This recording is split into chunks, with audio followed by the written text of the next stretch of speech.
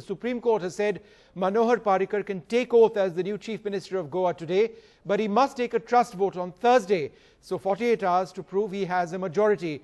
It is a fairly big setback for the Congress, which was also criticized for its actions by judges.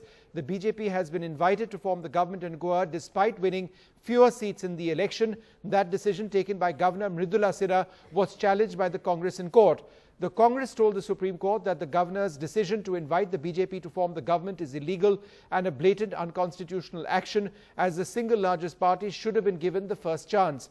The Congress won 17 seats in the election, the BJP won 13, but secured the support of many small regional parties. Many Congress MLAs have attacked the Congress's Goa in charge Digvijay Singh, alleging mismanagement by seniors, and have in private compared his efforts to those of Nitin Gadkari, who began negotiations with smaller parties immediately after the election results were announced.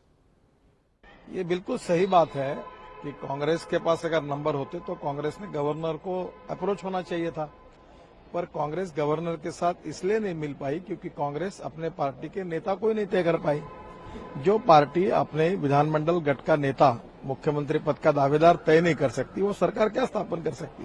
ऐसे स्थिति में जो राज्यपाल का निर्णय था वो उचित था और मुझे लगता है कि कांग्रेस पार्टी ने उसको स्वीकारना चाहिए। गोवा में कोई हॉर्स ट्रेडिंग हुआ नहीं है, न किसी से कोई व्यवहार हुआ है।